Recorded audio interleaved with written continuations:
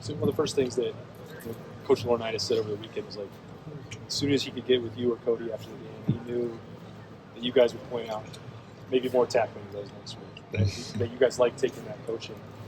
You knew that conversation was going to happen, or you wanted it to happen. What would be the mindset for you guys? I mean, me and Cody were already a little pissed off just walking off the field. Like we shut him out, but we were like, we gave him some plays should have had. They shouldn't have got down to the red zone at all. So like, we always realize that the issues are always there. So we're like, it's not easy to win, so you're happy about winning. But we're focused on the issues. You're not focused on, I had a good play on this. I'm focused on that bad play I had. I'm trying to fix that. You know what I'm saying? Does that make sense? So how would you guys go about that for this week?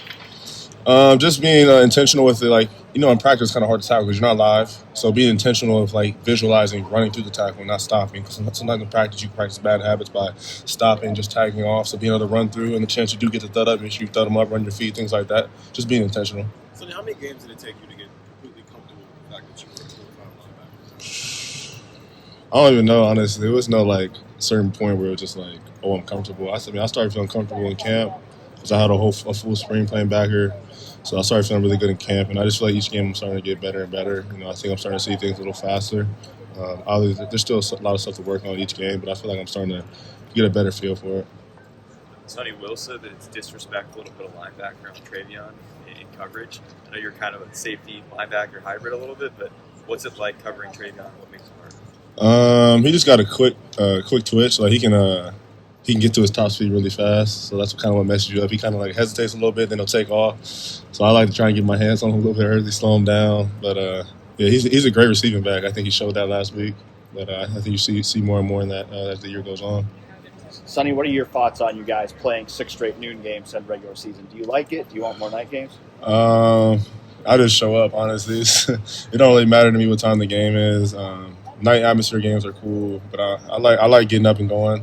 Night games, you got to sit around all day and wait for them. But I understand why people want night games. The atmosphere is definitely exciting. Sonny, what's the challenge for this defense this week? Y'all gone 2 straight games not giving up a touchdown. You had a shutout last week and stuff. What's sort of y'all's inner challenge going into Northwestern? Just keep getting better each week and keep rising to our standard. It doesn't matter who we're playing. We always say it's about us. And that's not saying Northwestern's a good team. They got a good offense. But if you're playing Northwestern, if you're playing Oregon, you're playing Team of North, Penn State, it's always our standard. It's about us, not them. So just rising to our standard each game. How much more comfortable do you feel right now playing linebacker than you did 2 months ago? I think I'm definitely getting more comfortable. I'm starting to see things faster. Like maybe 2 months ago might be my first time seeing a pistol outside zone. Now it's my 30th time seeing it. So you're just starting to see things faster when you see them again and again.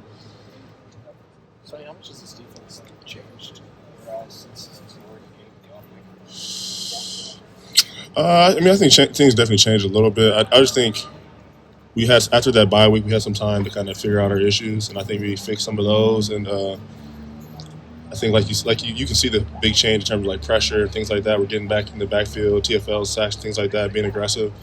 So I think we've kind of figured out our issues and figured out what we need to work on, and we attacked them. As a guy who's came here expecting to play right away or find his role right away, what do you see from Edric that's allowed him to get on the field?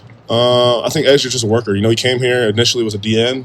Now he's playing some 3-tech. He's just adapting. He's a great football player, and it doesn't matter where you want to put him. He just wants to play. So I think that's what I love about him. I think he's been able to adapt at multiple positions. So for him to be able to come in as a DN as a freshman and then start playing 3-tech, I think that's crazy because 3-tech you're holding off 600 pounds. So that's a little different than DN. So I think for him to be able to do that just shows the kind of player he is, and I think he's going to have a bright future.